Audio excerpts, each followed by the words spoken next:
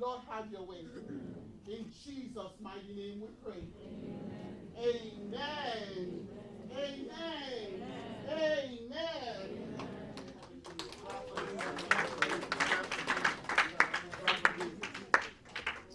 Well, let's start with Jesus of God.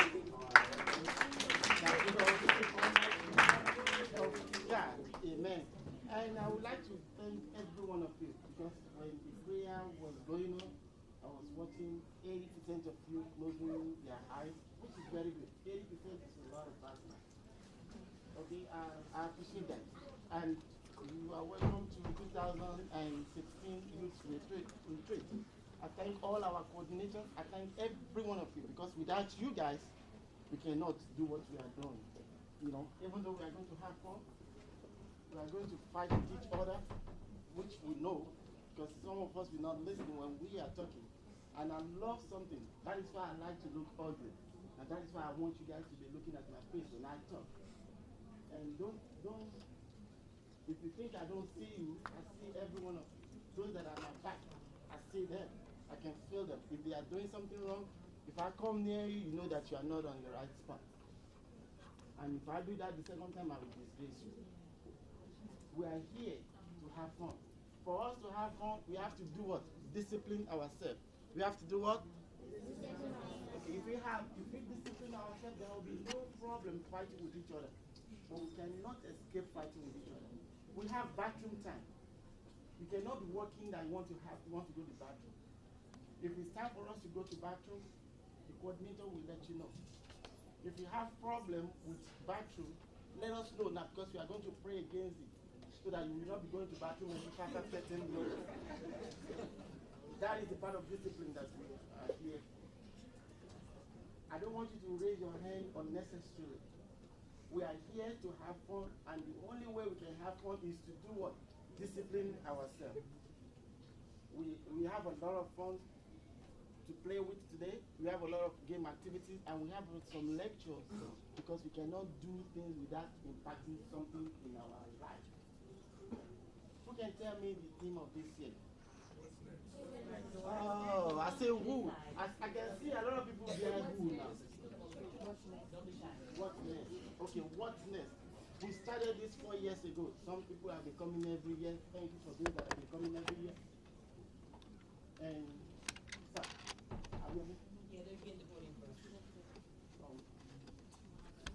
So, I thank you that have been coming for the past 4 years, and this is our 4th year, and we are going bigger and bigger. By next year, we are going to have many other programs which we will let you all know. And to cut the long story short, please, let's discipline ourselves. Last year, we have to pay 3 rooms for our behavior. We don't want the same thing to happen this time. That is why we have to be disciplined. When your colleague, your brother, your auntie is doing something wrong, tap him. We are here for what's next. Tap that person. We are here for what? What's next? Which is part of your discipline that you need to impose to yourself. So please, let's enjoy. Let's accommodate what we have right now. And I promise that it will not happen next time. We will prepare adequately for this when we get by next year. It's just miscommunication, but we can take care of it. Because we are here to have what? To have fun. In a moment, after my speech, I'm going to call some names out. Brother in green, tomorrow we are having a talent show. And this talent show is what we call The Voice. This year, we are going to give you, if you don't want it, just take it and give it back to me.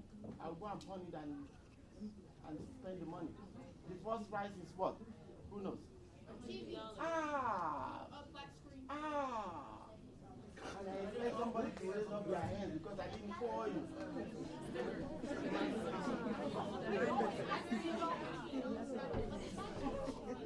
Yeah, you smiled. I don't need to see your teeth. Just tell me. What is it? It's LCD television. TV. So, you still have time to register. We have with a flat screen TV. I don't know what size it is. It might be your telephone Excuse me, size. I can't hear Uncle because there's other conversations going on. Something like this, and it's not this. If you don't want it, just take it and bring it to me. I need to replace mine. And the top price is $25. You can use it to buy gas. You can use it to buy McDonald's. It's $25. And I'm gonna use it for gas.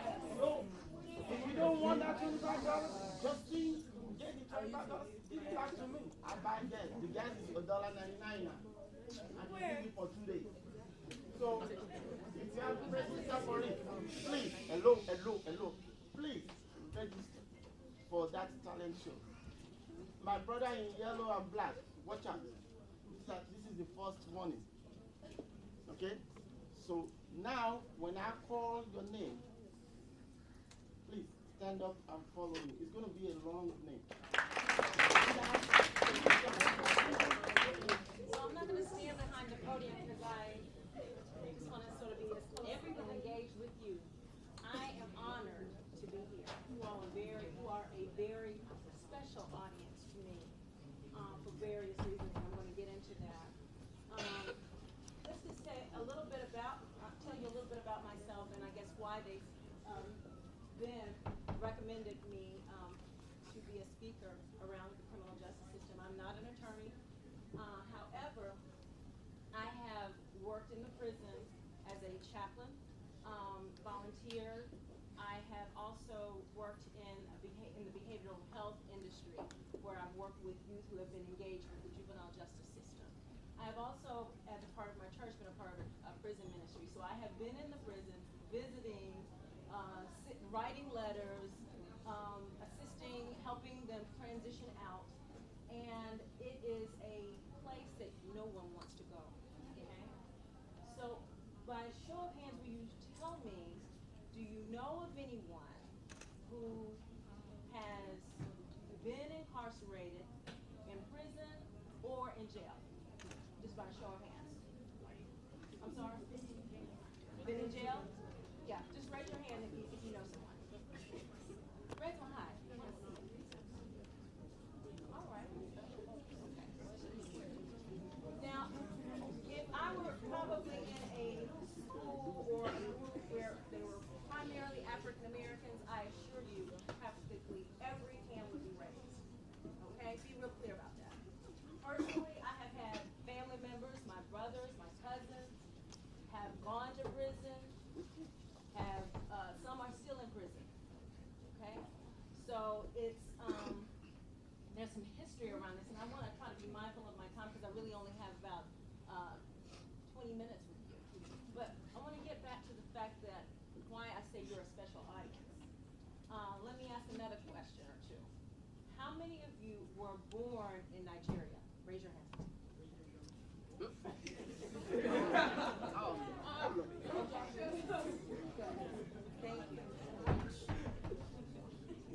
So the reason I ask that question is this. Before coming here, I prayed. I asked God to guide me, and I asked our ancestors to guide me in what I had to say to you. Because your parents, your families made a great sacrifice for you to come to the United States to have a better life, better experience, I'm assuming. But what I want to tell you is that your coming here isn't just about that. Okay? Those of you who were born in Nigeria and watched the media and the news and television, what were your images about the United States and particularly African Americans? Somebody tell me? And be honest, please. Y'all afraid to talk to me? Please, somebody tell me. Was it very positive, was it? Of African Americans? Tell me. Speak to me. Young, anybody remember? Okay, tell me, please. Did someone say they remember the images of African Americans? At first, when I was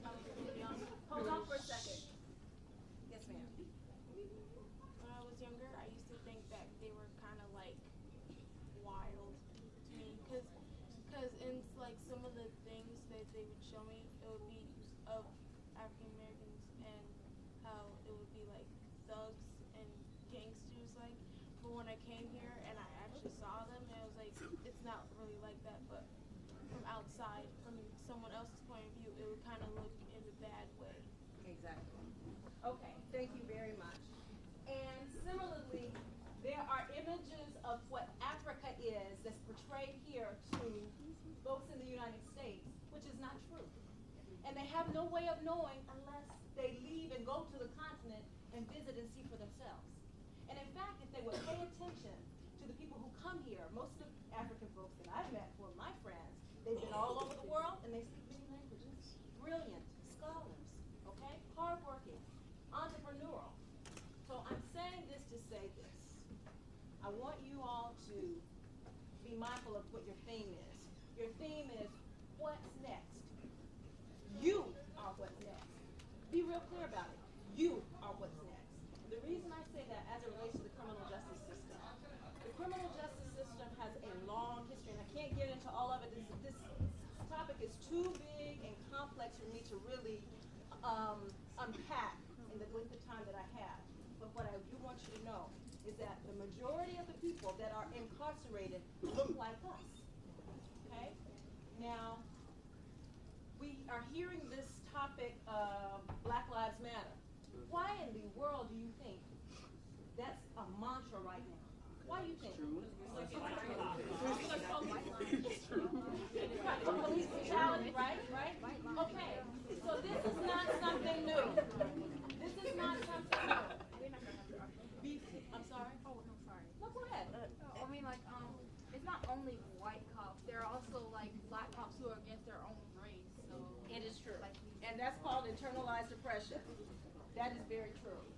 So what I want you to understand is, as it relates to the criminal justice system, it has a long history.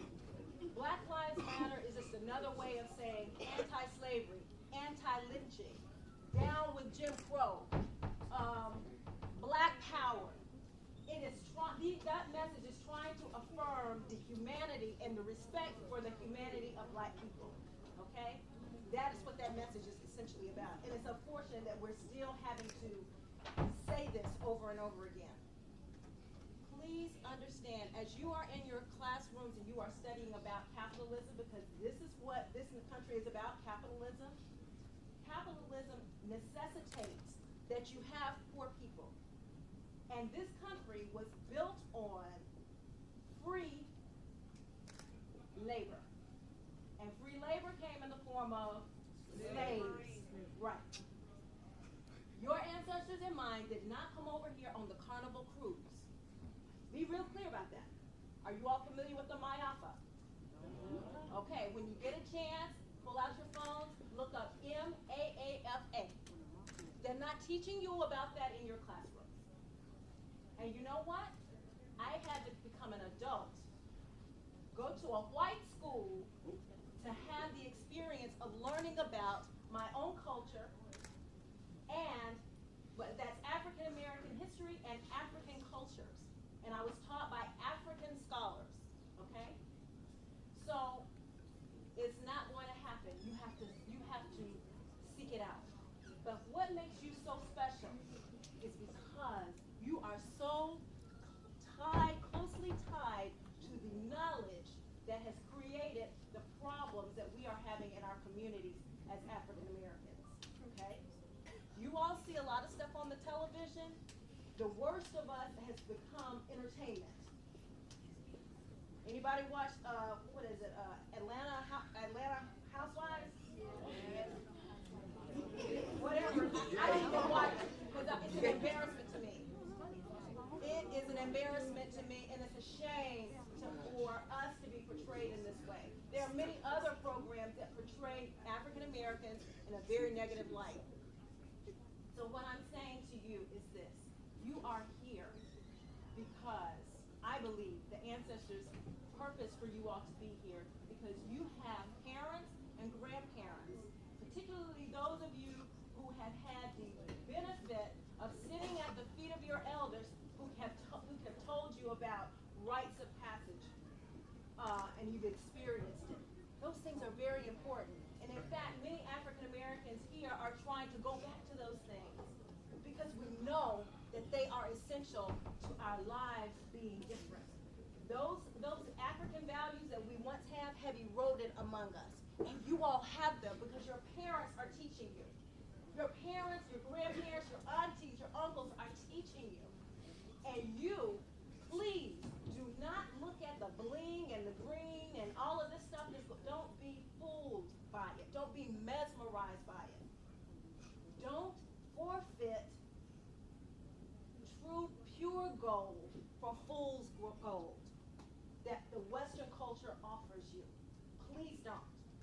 The Beyoncés and all them, that's fine for entertainment, but that's not real life every day, okay? Please know. These are some of the things that we have abandoned that you all have, and I hope that you will impact change. The sister that prayed earlier, she touched on it. I want you all to be the trendsetters, to set new standards for your peers. Don't let them influence you. Peer pressure, I used to go to the prisons and I would talk to women. I was in the women's prisons.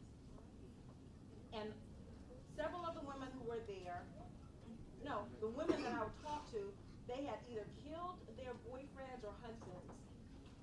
They were ride or die chicks, okay? You know what I'm talking about? Okay? And so they were in abusive relationships with something related to drugs, but there is nothing to play with. And many times we're so eager to be accepted and embraced by our friends that we make some poor decisions.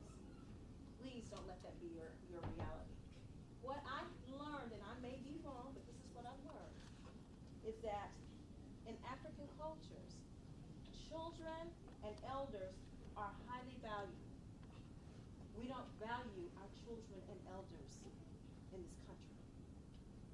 We do not. Speaking of the prison industrial complex, the prison industrial complex is made up of juvenile prisons.